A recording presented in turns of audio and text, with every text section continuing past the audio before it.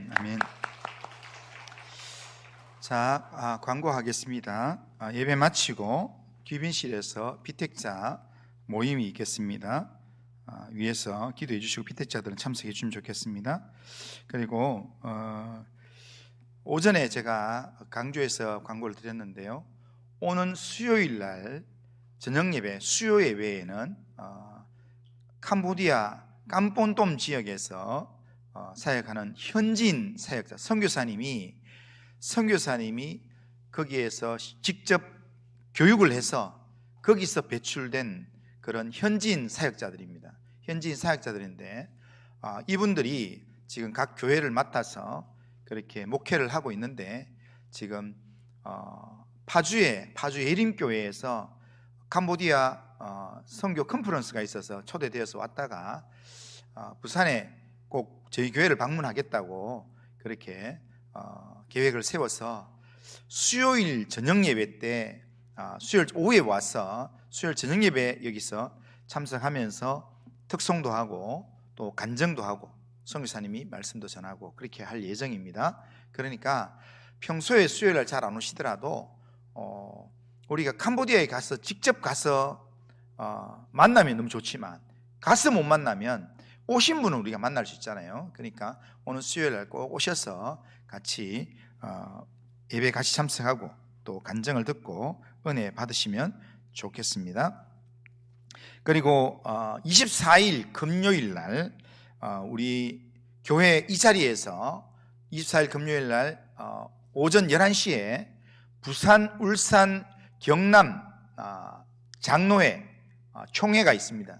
거기 부울경 총회에서 우리 교회 양재욱 장로님이 회장으로 그렇게 취임을 하게 됩니다. 그래서 회장 취임을 위한 총회가 우리 교회에서 열리는데 위에서 기도해 주시면 고맙겠습니다.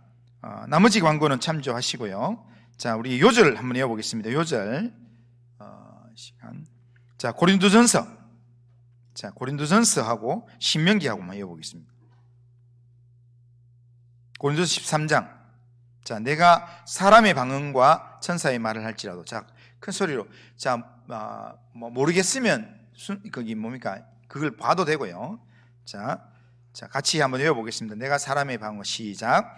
내가 사람의 방언과 천사의 말을 할지라도 사랑이 없으면 소리나는 구리와 울리는 꽹과리가 되고, 내가 예언하는 능력이 있어 모든 비밀과 모든 지식을 알고 또 산을 옮길 만한 모든 믿음이 있을지라도 사랑이 없으면 내가 아무것도 아니요, 내가 내게 있는 모든 것으로 구제하고 또 내 몸을 불사르게 내줄지라도 사랑이 없으면 내게 아무 유익이 없느니라. 사랑은 오래 참고 사랑은 온유하며 시기하지 아니하며 사랑은 자랑하지 아니하며 교만하지 아니하며 무례히 행하지 아니하며 자기의 유익을 구하지 아니하며 성내지 아니하며 악한 것을 생각하지 아니하며 불의를 기뻐하지 아니하며 진리와 함께 기뻐하고 모든 것을 참으며 모든 것을 믿으며 모든 것을 바라며 모든 것을 견디느니라. 사랑은 언제까지나 떨어지지 아니하되 예언도 패하고 방언도 그치고 지식도 패하리라. 우리는 부분적으로 알고 부분적으로 예언하니 온전한 것이 올 때에는 부분적으로 하던 것이 패하리라. 내가 어렸을 때에는 말하는 것이 어린아이와 같고 깨닫는 것이 어린아이와 같고 생각하는 것이 어린아이와 같다가 장성한 사람이 되어서는 어린아이의 일을 버렸노라. 우리가 지금은 거울로 보는 것 같이 희미하나 그때에는 얼굴과 얼굴을 대하여 볼 것이요, 지금은 내가 부분적으로 아나 그때에는 주께서 나를 아신 것 같이 내가 온전히 알리라. 그런즉 믿음, 소망, 사랑 이 세 가지는 항상 있을 것인데 그 중에 제일은 사랑이라. 아멘. 자, 신명기 6장 4절에서 9절. 자, 이스라엘 들어라. 시작. 이스라엘아 들어라. 우리 하나님 여호와는 오직 유일한 여호와이시니 너는 마음을 다하고 뜻을 다하고 힘을 다하여 내 하나님 여호와를 사랑하라. 오늘 내가 내게 명하는 이 말씀을 너는 마음에 새기고 내 자녀에게 부지런히 가르치며 집에 앉았을 때든지 길을 갈 때든지 누워 있을 때든지 일어날 때든지 이 말씀을 강론할 것이며 너는 또 그것을 내 손목에 메어 기호를 삼으며 내 미간에 붙여 표로 삼고 또 내 집 문설주와 바깥문에 기록할지니라. 아멘. 이 요절을 계속 이렇게 입에 익숙할 때까지 계속 외우시면 좋겠습니다. 그렇게 해서 11월 셋째 주일날 전체적으로 109절 한번 외워보겠습니다. 자, 이제 하나님 말씀 보겠습니다. 자, 하나님 말씀은 자, 역대하 26장 1절에서 15절입니다. 역대하 26장 1절에서 15절. 자, 한 절씩 교독해 보겠습니다. 자, 유다 온 백성이 나이가 16세 된 우시야를 세워 그의 아버지 아마시아를 대신하여 왕으로 삼으니 아마시아 왕이 그의 열조들의 묘실에 누운 후에 우시야가 엘롯을 건축하여 유다에 돌렸더라. 우시야가 왕위에 오를 때에 나이가 16세라 예루살렘에서 52년간 다스리니라. 그의 어머니의 이름은 여골리아요 예루살렘 사람이더라. 우시야가 그의 아버지 아마샤의 모든 행위대로 여호와 보시기에 정직하게 행하며 하나님의 묵시를 밝히 아는 스가랴가 사는 날에 하나님을 찾았고 그가 여호와를 찾을 동안에는 하나님이 형통하게 하셨더라.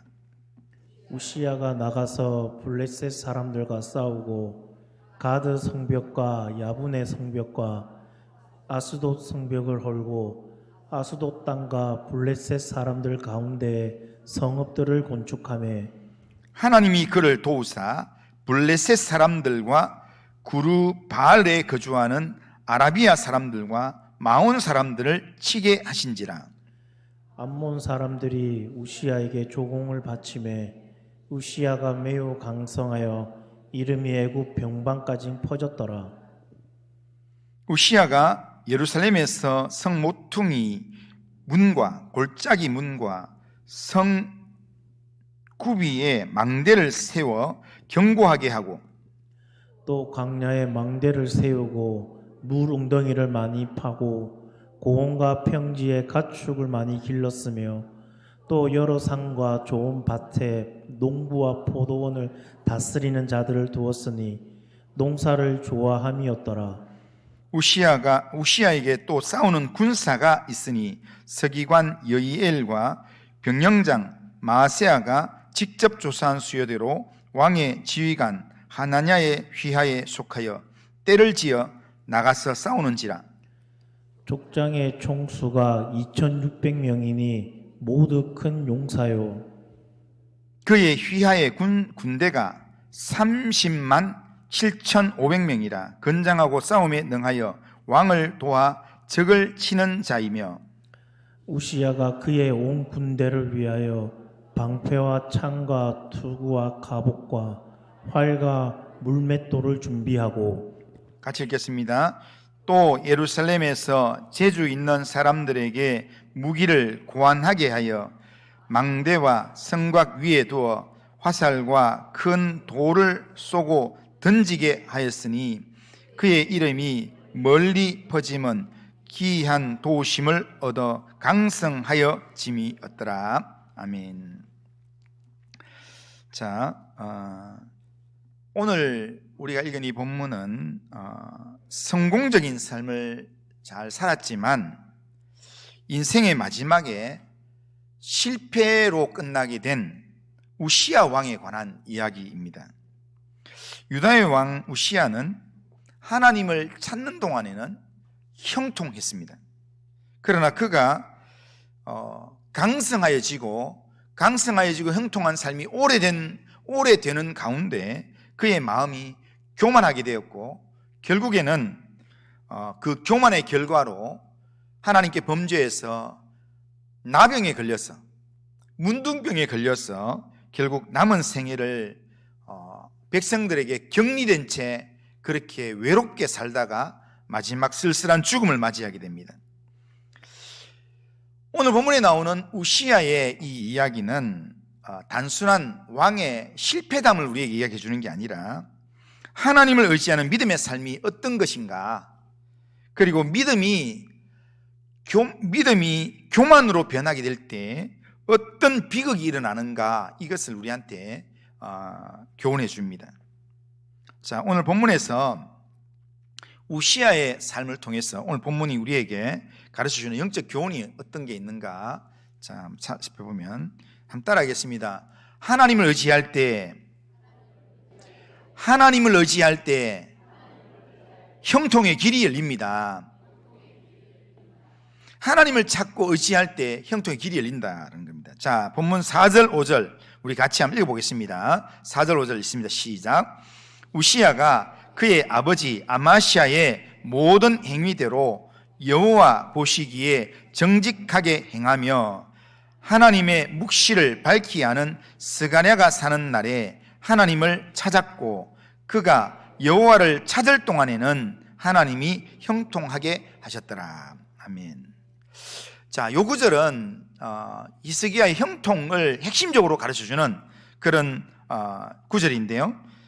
이 히스기야 우시야의 성공의 비밀을 모두 설명해주는 내용이 바로 여기 4절 5절에 다 들었습니다. 그러니까 그가 형통하게 된 것은 그가 지혜로웠기 때문이 아니라 그가 군사력이 강했기 때문도 아니다. 그가 뭐였기 때문에요? 하나님을 찾았기 때문에. 그가 하나님을 찾았기 때문에 그가 형통했다라고 성경은 이야기한다는 겁니다. 여기서 하나님을 찾는다 할 때 찾는다라고 하는 단어가 이 역대기에서는 매우 자주 반복되는 단어입니다. 히브리어에서 이 찾는다라고 하는 다라시라는 이 단어는 그냥 한 번 기도한다 이런 의미가 아니고, 이거는 여기 찾는다는 기도하는 의미인데, 이게 여기는 찾는다는 것은 계속해서 끈질기게 마음을 다하여서 하나님을 구한다 할 때 그때 쓰는 단어가 다라시라는 단어입니다. 그러니까 믿음 좋은 사람이 그 믿음을 계속 유지하기 위해서 표현 쓰는 단어가 하나님을 찾는다 이런 단어라는 겁니다. 그러니까 우시야는 왕으로서의 자기 책임을 감당하는 모든 순간마다 하나님을 찾으면서 하나님의 뜻을 구하면서 그렇게 이 왕의 일들을 감당했다는 겁니다. 하나님을 신뢰하고 하나님의 뜻을 구하면서 하나님 보시기에 정직한 삶, 하나님이 옳게 생각하는 것, 거기에 자기 인생을 걸고 그렇게 살아갔다는 겁니다. 그렇게 살아갔을 때 하나님께서 그의 걸음을 아주 형통하게 열어주셨다는 겁니다. 이게 성경 전체에서 이야기해주는 믿음의 원리입니다. 우리가 삶의 전쟁터 같은 상황 가운데 우리가 때로는 방황을 잃고 그렇게 길을 잃고 방황하며 살아갈 때, 그때 하나님께서는 우리에게 끊임없이 말씀하는데 하나님을 의지해라, 하나님을 인정해라, 하나님 붙들어라. 이것을 성경은 곳곳에서 이야기하고 있습니다. 자, 잠언 3장 5절 6절 우리 한번 읽어보겠습니다. 잠언 3장 5절 6절. 자, 지금 밥 먹고 얼마 안 돼가지고 잠이 벌써부터 오죠. 지금 설교한 지 지금 이제 5분 안 됐는데 벌써 지금 눈에 스륵 잠이 오면 안 됩니다. 지금 자, 눈을 똑바로 뜨고 한번, 자, 3장 5절 6절 우리 큰 소리로 같이 한번 읽어보겠습니다. 시작. 너는 마음을 다하여 여호와를 신뢰하고 내 명철을 의지하지 말라. 너는 범사에 그를 인정하라. 그리하면 내 길을 지도하시리라. 아멘. 여기에 하나님께서 우리 길을 지도하신다, 이 말이 하나님이 지도하시면 형통하게 되는 겁니다. 그런데 어떻게 하면요? 너는 마음을 다해서 뭐 하라고요? 하나님을 뭐 하라고? 신뢰해라. 그 다음에 범사에 그를 뭐 하라고요? 인정해라. 하나님을 신뢰하고 하나님 인정하라는 겁니다. 하나님을 인정하고 하나님을 의지하라는 겁니다. 그렇게 할 때 하나님께서 그 길을 지도하셔서 형통하게 하신다는 겁니다. 그러니까 형통을 바라는 성도는 뭐냐면 우선적으로 뭐 해야 되겠습니까? 예? 우선적으로 뭐 해야 되겠습니까? 형통하려면 뭐 해야 되겠습니까? 예? 예? 하나님을 의지해야 됩니다. 하나님을 인정하고 하나님을 신뢰하고 하나님을 의지해야 된다. 그게 형통의 비결이라는 겁니다. 그러니까 우시야가 처음에 경험했던 형통의 복은 하나님과의 바른 관계 속에서 흘러나온 은혜의 결과였습니다. 그러니까 하나님과의 바른 관계 속에서 하나님을 찾으니까 하나님께서 형통을 주셨다는 겁니다. 그걸 5절 끝부분에 이야기합니다. 5절 끝부분 다시 한번 보겠습니다. 5절 끝부분. 자, 시작. 그가 여호와를 찾을 동안에는 하나님이 형통하게 하셨더라. 그러니까 우시야가 뭐 할 때요? 하나님을 찾을 동안에는 하나님께서 그를 형통하게 하셨다는 겁니다. 그러니까 그가 하나님을 부지런히 찾으면서 하나님 의지하고 그렇게 삶을 살았을 때 하나님께서 그의 삶을 형통하게 하셔서 그의 삶을 복 주셨다는 겁니다. 우시야가 하나님을 찾을 때 어떤 형통을 누리게 됐는가? 그걸 6절 이하에서 쭉 이야기하고 있습니다. 6절 이하에서 구체적으로 이야기하고 있는데 이 유다 지역을 둘러싸고 있는 강력한 이방 나라 중에 하나가 뭐냐면 가까이 바로 국경을 지고 있는 나라가 뭐냐면 블레셋입니다. 블레셋은 여러 5개의 부족이 5개의 강력한 이 족속이 다스리는 그런 나라인데 그런 블레셋이 이 우시야가 다스리는 나라하고 싸워가지고 결국 블레셋과 싸워서 이기고 블레셋 가운데 성읍들을 건축하는 일을 우시야가 한다는 겁니다. 그러니까 유다 땅에 성읍을 건축하는 게 아니라 블레셋과 싸우고 난 다음에 블레셋 땅에 이 유다의 성읍을 건축하게 된다는 겁니다. 그리고 그 이름이 변방까지 퍼질 정도로 강성한 나라, 강력한 왕이 되었다는 겁니다. 또 그 힘을 모아가지고 예루살렘 곳곳에서도 망대를 세우고, 그런데 망대를 예루살렘에서 세우는데 이 성경에 보면 어디까지 세우냐면요, 망대를 어디에 세웠냐면 광야에도 망대를 세운답니다. 광야가 어떤 곳입니까? 성경에서 광야하면 사람이 사는 곳일까요? 안 사는 곳일까요? 광야라는 이름의 뜻이 뭐냐면 사람이 없는 곳, 이게 광야입니다.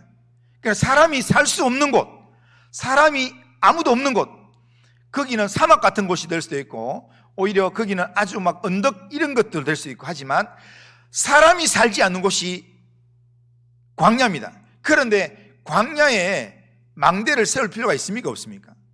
없는데도 불구하고 거기에 망대를 세운다는 것은 거기에 사람이 왕래할 수 있을 만큼의 이 환경을 조성한다는 겁니다. 그런데 우시야가 이렇게 하나님이 주신 지혜로 생각해 보니까 블레셋 땅도 정복하고 이렇게 해서 조공을 받으면서 이렇게 지냈는데 가만 보니까 그 사이에 넓은 광야 땅이 있는데 저 땅도 우리가 활용하면 잘 쓸 수 있겠다라는 지혜가 생겼어요. 그래서 광야에 뭘 했냐면 웅덩이를 팠어요. 광야는 물이 없는 곳이고 사람이 없는 곳, 물이 없으니까 사람이 안 사는데 거기 웅덩이를 팠더니 웅덩이에서 물이 나왔어요. 그러니까 웅덩이에서 물이 나오는 그 물로 가지고 거기에 이 목축을 하게 되고 농사를 짓게 되고, 그러면서 우시야는 농사를 좋아하는 사람이라 가지고 땅이 안 그래도 부족했는데 이 브엘세바나 주변 지역에 이 땅만 하는 게 아니라 광야 땅부터 해서 주변 땅들까지 전부 다를 활용할 수 있는 그런 사람이 되었다는 겁니다. 그리고 군대도 새롭게 조직하여서 강력한 군대를 만들었습니다. 군대를 조직해서 강력한 군대를 만들면서 그러면서 여기 성경에 자세히 읽어보면요, 새로운 이 무기들을 개발했다고 나옵니다. 새로운 무기들을 고안해서 만들어 가지고 성 위에서 이렇게 돌을 던질 수 있는, 그게 보통 우리나라의 이 옛날 전쟁에서 나오는 보면 전쟁할 때 공성전을 하면은 바깥에서 이렇게 큰 돌을 이렇게 성으로 던지고 하잖아요. 그런데 그게 우리가 뭐 고려 시대 아니면 조선 시대 전쟁할 때 그런 이야기 있었는데, 그런데 지금 이 우시야 시대는 기원전 한참 뒤입니다. 기원전 약 700~800년 전의 이야기인데 그때 우시야가 하나님이 주시는 지혜로 고안을 해가지고 그런 돌을 멀리 던져서 그렇게 공격하는 그런 무기를 고안해서 성을 지키게 만들었다는 겁니다. 그러니까 아주 이렇게 우시야가 다스리는 이 나라를 외부 사람들이 함부로 넘볼 수 없을 만큼 아주 강력한 군대가 되었다는 겁니다. 그런데 이 모든 일은 우시야의 능력이 아니라 뭐라고 이야기합니까? 하나님의 형통하심의 결과였다 이야기합니다. 자, 그래서 7절에 보면 앞부분에 이렇게 얘기합니다. 하나님이 그를 도우사 이렇게 됐다. 하나님이 그를 도와주셔서 이렇게 됐다. 자, 그런데 15절 끝부분, 자, 한번 요건 같이 읽어보겠습니다. 시작. 기이한 도우심을 얻어 강성하여 짐이라. 이렇게 합니다. 기이한 도움. 여기 기이하다라는 이 단어는 이 히브리어로 팔라라는 단어인데, 이 기이하다 이 말은 뛰어나다, 비범하다, 뭐 놀랍다 이런 뜻인데, 이걸 이 적용 내용으로 보면 인간의 능력을 벗어난 이런 뜻입니다. 인간의 능력을 벗어난, 인간이 할 수 없는 일들을 하나님이 도와주셨어요. 아주 인간의 능력을 벗어난 그런 도우심으로 우시야가 그 힘으로 강성해졌다는 겁니다. 그러니까 인간적으로 자기가 뭔가 이렇게 왕으로서 머리를 잘 쓰고 정책을 잘하고 이렇게 해서 지금 형통해졌는 게 아니라 하나님의 아주 특별한 도움으로 이 우시야가 강력한 나라가 되었다라고 이야기합니다. 인간의 계획과 실행이 아무리 뛰어나도 하나님의 손이 함께하지 않으면 절대로 형통할 수가 없습니다.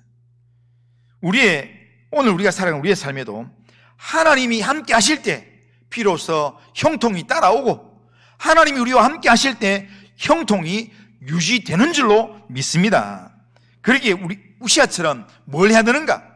우리 이 땅에서 형통을 따라가는 게 아니라 형통하기 위해서는 우리가 뭘 해야 되는가? 하나님을 찾는 삶을 살아야 되는 겁니다. 다라시 하는 삶, 하나님을 끊임없이 찾고 끊임없이 하나님께 구하고 하나님께 묻고 하나님 의지하는 그런 믿음의 삶을 살아야 된다는 겁니다. 그렇게 하나님을 의지하고 살면 하나님께서 인생의 결론에는 반드시 형통하게 해 주실 줄로 믿습니다. 두 번째로 오늘 본문이 우리에게 주는 교훈은 뭐냐면, 한번 따라해 보겠습니다. 교만은 믿음의 길을 무너뜨린다. 자, 교만은 우리가 형통할 때 교만하게 되는데요, 교만하면 믿음의 길이 무너진다는 겁니다. 자, 오늘 본문의 우시야는 하나님의 특별한 은혜로 하나님의 기이한 도우심으로 강성해졌어요. 나라가 엄청난 나라가 되었습니다.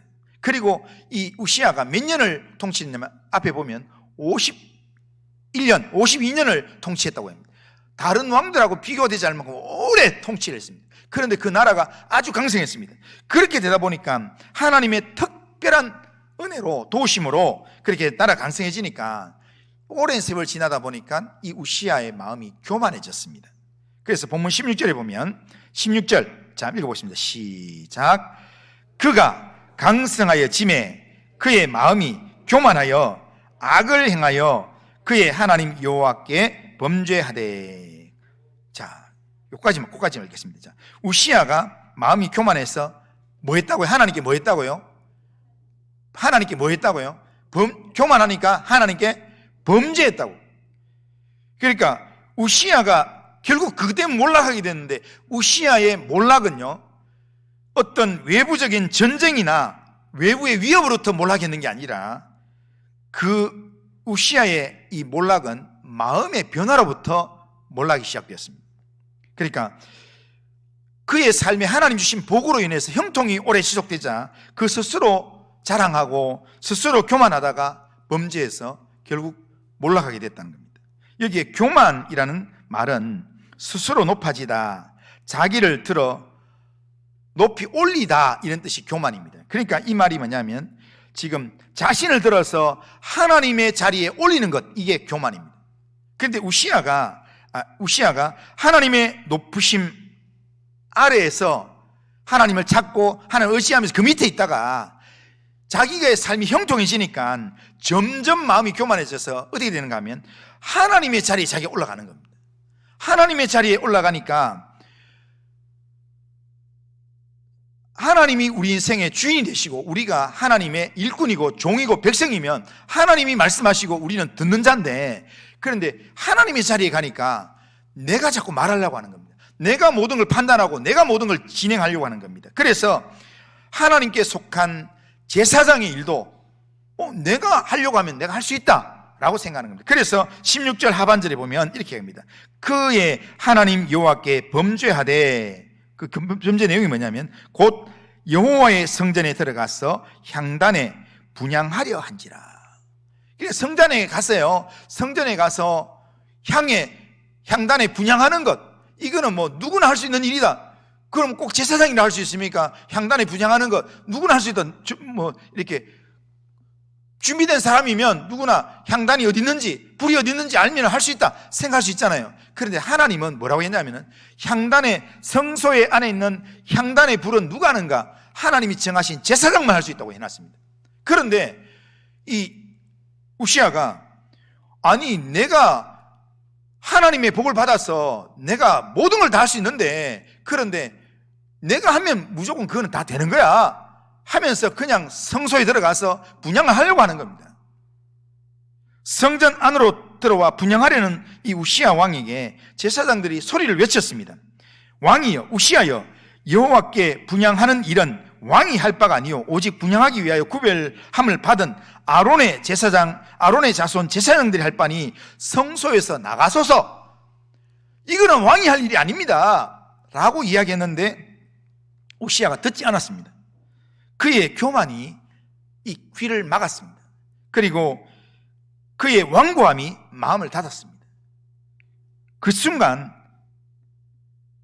하나님의 소리가 안 들리고 제사장이 하는 이야기도 안 들리고, 그러면서 내 마음의 소견에 오른 대로 나는 내가 생각하는 대로 하면 된다라고 생각하는 그런 교만한 마음으로 행동에 옮기니까 하나님이 그 뭐 향단에 분향 한번 하는 거 그 뭐 대단한 일이라고요. 그런데 하나님의 자리에 서려고 하는 우시아에 대해서 하나님이 바로 그 자리에서 딱 치는 겁니다.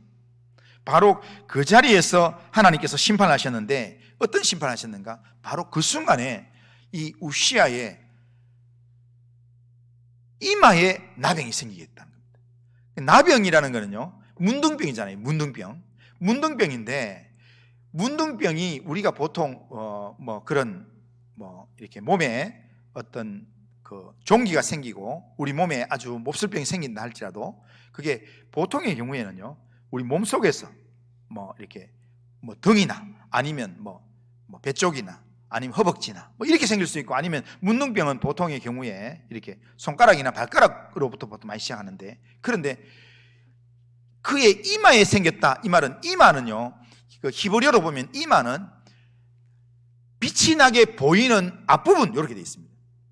그러니까 눈이 있는 사람은, 눈 뜨고 있는 사람은 누구나 볼 수 있도록 하나님이 문둥병을 걸리게 만든, 나병이 걸리게 만들었는데, 모든 사람이 딱 보면 알 수 있도록 딱 거기에 얼굴 앞면에 문둥병이 딱 생겼다는 겁니다.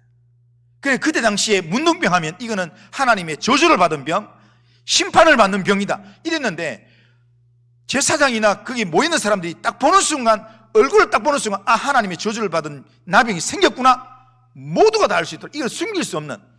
나만 장군은, 이 아람 나라의 나만 장군은 나병이 생겼을 때 장군의 일들을 계속 했습니다.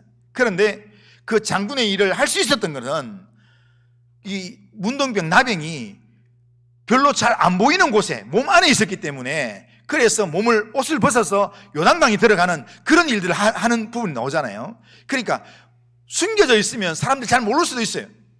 그런데 지금 우시아는 나라의 최고의 자리였는데, 그런데 얼굴에 딱 생기니까 모든 사람들이 하나님이 버린 사람 이러니까 제사장이 당장 성전에서 끌어내 이렇게 하니까 성전에 있는 사람들이 이 우시아를 끌어가지고 붙잡아서 바로 아무도 가지 않는 별궁에 넣어가지고 혼자 거기서 지내게끔 만들었다는 거예요. 그러니까 나라의 최고 책임자라고 그렇게 자랑했던 우시아가 한순간에 그냥 인간의 보통 이 속에서 아무도 자기 옆에 있지 않는 그런 제일 버림받은 자리에 내려가게 되었다는 겁니다. 하나님께서 거룩한 임재로 그를 공개적으로 심판하신 내용이 바로 이마에 나병이 나게 했던 것입니다.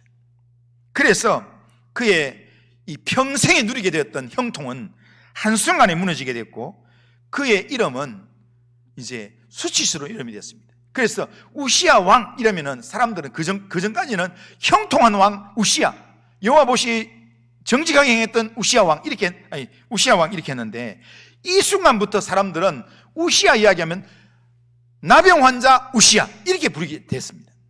그러니까 사람들은 다 우시야는 나병 환자다라고 그렇게 인정하게 되었습니다. 그리고 그렇게 격리가 된 채 왕이었지만 그는 왕을 못하고 그의 아들이 대신해서 그렇게 대리 통치를 해야만 되는 그런 모습이 되었습니다. 그러니까 교만은 언제나 이렇게 믿음의 길을 무너뜨립니다. 교만은 하나님을 보지 못하게 합니다. 하나님의 자리에 올라가 버리기 때문에 하나님의 통치 밑에 와 있으면 하나님 바라보게 되지만, 하나님의 위치에 올라가면 하나님이 보이지 않습니다. 그래서 하나님의 말씀을 듣지 못합니다. 자신을 중심에 두고 자기의 생각대로 행하게 되니까 결과적으로 하나님께서 주신 복을 다 잃게 된다는 겁니다. 그렇게 보면 형통의 반대가 뭐겠습니까? 형통의 반대는 실패가 아니라 형통의 반대가 뭐냐면요, 교만이에요. 교만. 예? 그러니까 아무리 형통하더라도 교만하면 바로 정반대 인생을 살게 만들기 때문입니다. 그러니까 하나님께서 우리를 지금 높이 세우실 때도 참 좋지만, 우리가 스스로 내가 선줄로 생각하는 이게 가장 위험한 때입니다. 그때가 바로 우리가 마음을 바로 잡아서 하나님을 다시금 찾아야 될 때입니다. 성경은 말합니다. 자, 잠언 16장 18절. 자, 큰 소리 한번 읽어보겠습니다. 잠언 16장 18절. 이거는 우리가 평생에 외우면서 우리가 붙들어야 될 내용입니다. 자, 큰 소리 같이 한번 읽겠습니다. 시작. 교만은 패망의 선봉이요 거만한 마음은 넘어짐의 앞잡이니라. 교만은 패망의 선봉이. 패망이 뭡니까? 망하는 것에 지름길이라는 겁니다. 그러니까 결국 왜 망하는가? 교만해서 망하는 겁니다. 하나님은 교만한 자를 절대로 내버려 두지 않습니다. 그렇기에 하나님을 의지하는 삶은 절대 교만과 함께 할 수는 없습니다. 믿음은 자신을 낮추는 자리에서만 자라게 되어 있습니다. 그렇기 때문에 우리가 스스로를 높이려는 순간 하나님과는 거리가 멀어지게 됩니다.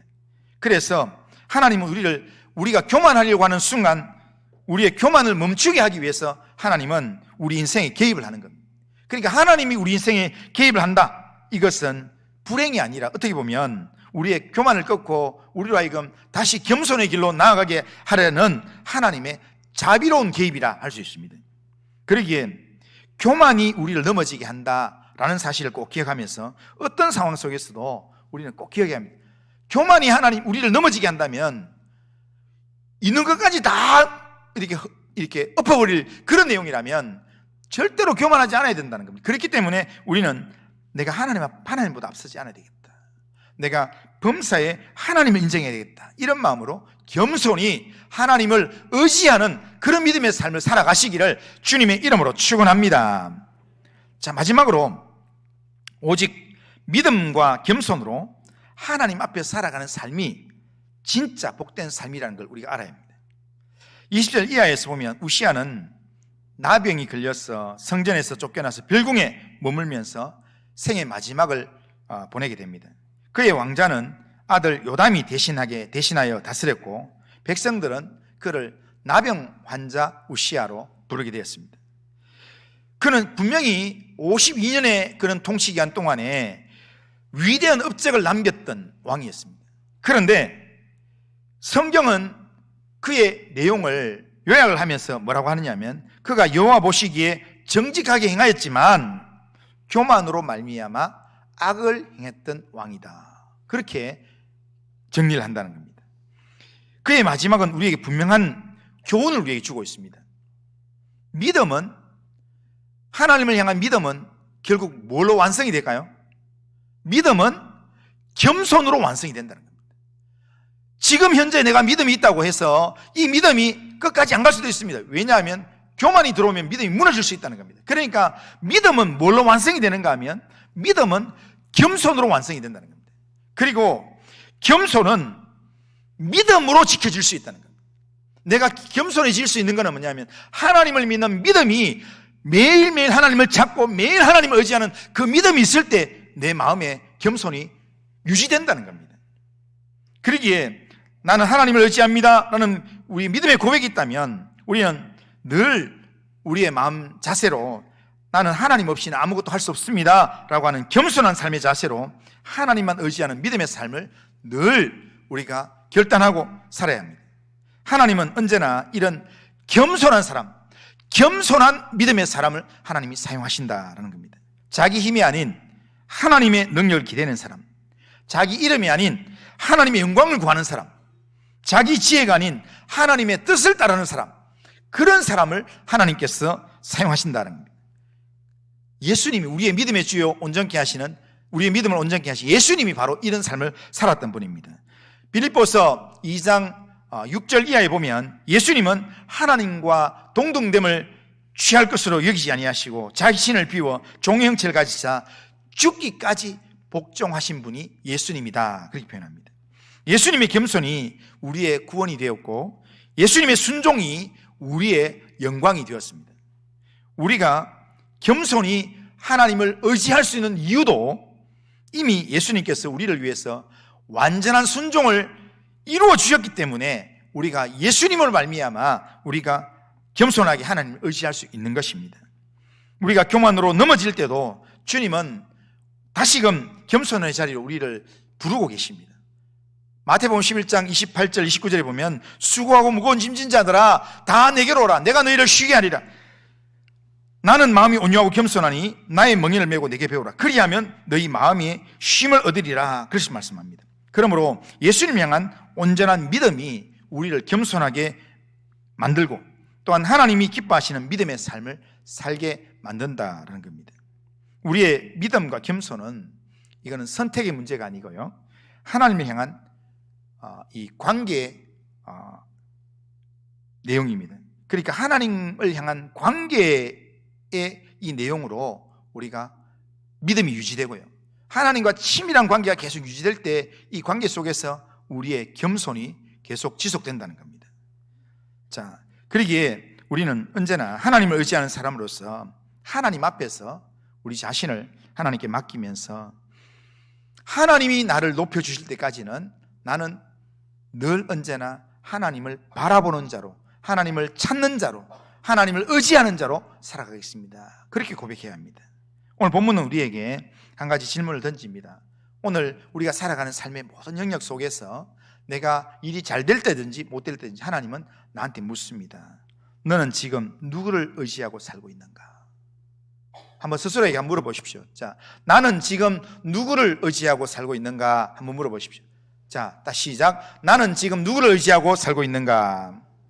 이 질문은 지금 저를 따라서 하는 게 아니라 평소에 내가 아침에 일어나서도 그리고 어떤 중요한 일을 할 때도 나한테 물어야 됩니다. 나는 지금 누구를 의지해서 이 일을 결정하고 있는가?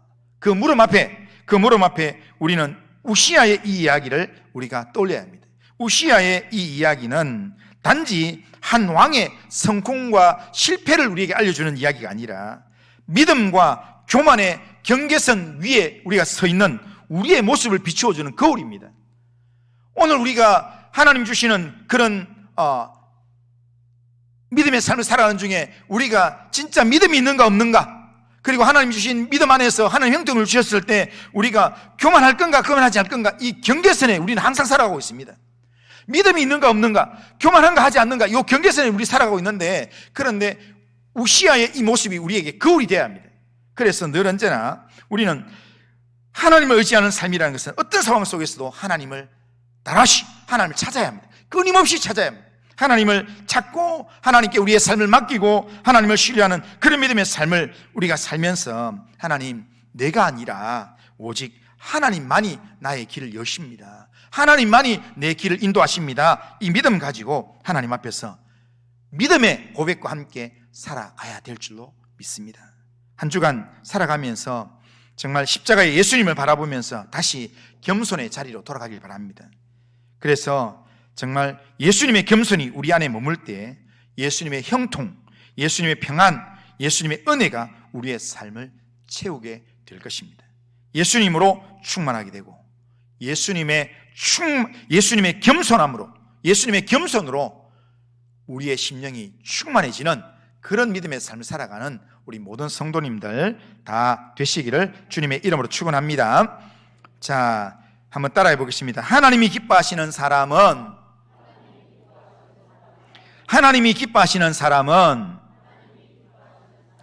오직 믿음과 겸손으로 하나님만 섬기는 삶을 삽니다.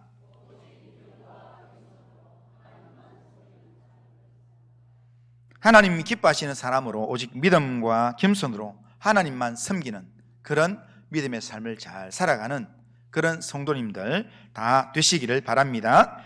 자, 우리 찬송 우리 같이 한번 불러보겠습니다. 찬송가 212장 우리 찬송 한번 부르고 자, 우리 기도 한번 하고 마치겠습니다. 자, 212장 겸손히 주를 섬길 때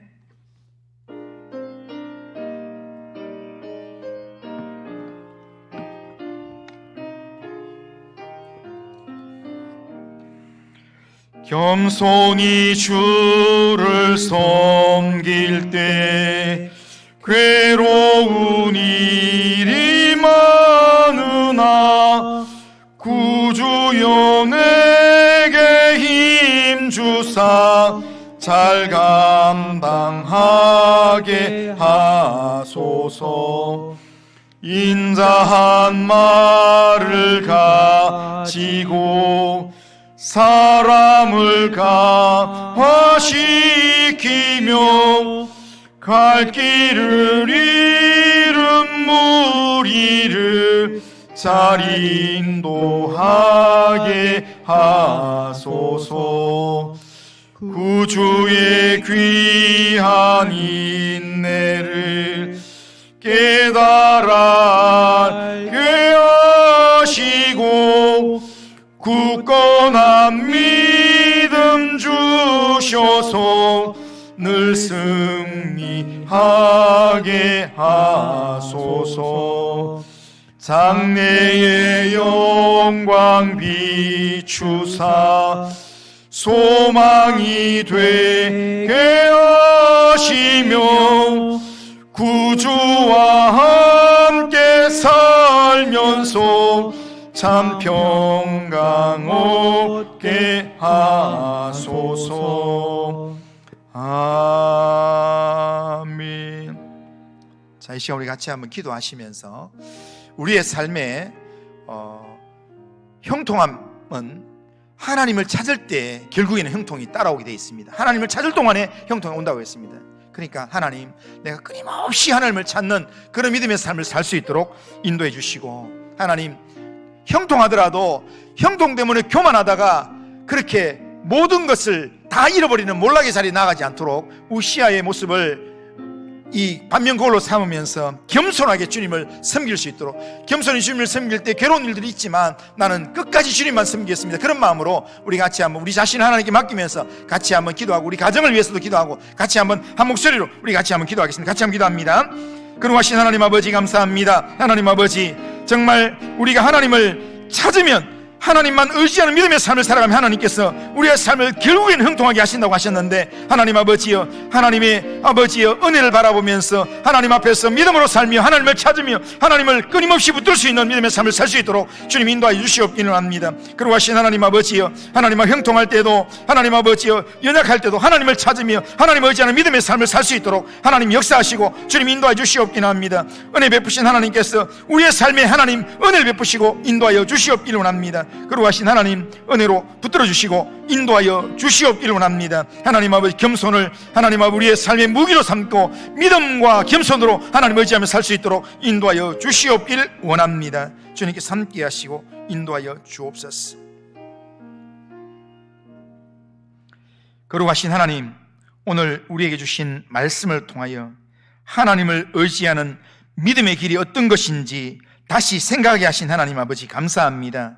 우시아처럼 하나님을 찾을 때 형통하게 하셨던 하나님, 우리의 삶 속에서도 언제나 하나님을 먼저 찾고 하나님을 의지할 수 있도록 인도하여 주시옵소서. 성공의 순간에도, 평안의 자리에서도 하나님을 잊지 않게 하시고 모든 길의 주인이 하나님이심을 고백하며 우리의 마음의 교만을 꺾어버리며 겸손하게 하나님 앞에 무릎 꿇는 믿음의 삶을 살 수 있도록 은혜를 베풀어 주옵소서. 오직 믿음과 겸손으로 하나님만 의지하는 믿음의 삶을 살아가도록 인도하여 주옵소서. 예수님의 이름으로 기도드리옵나이다. 아멘. 우리 주 예수 그리스도의 은혜와 하나님 아버지의 사랑과 성령의 교통하심이 어떤 상황 속에서도 하나님을 먼저 찾고 하나님만을 의지하는 믿음의 삶을 살면서 형통할 때에도 나 자신을 높이지 않고 모든 영광을 하나님께로 돌리는 그런 겸손한 삶을 살며 예수님의 겸손과 예수님의 순종의 믿음을 본받아서 오직 믿음과 순종의 삶으로 하나님 앞에 살아가기를 원하는 이 자리에 있는 모든 주의 백성들 위에, 우리 교회 위에, 이 나라와 민족과 열방 위에 이제로부터 영원토록 함께 있을지어다. 아멘.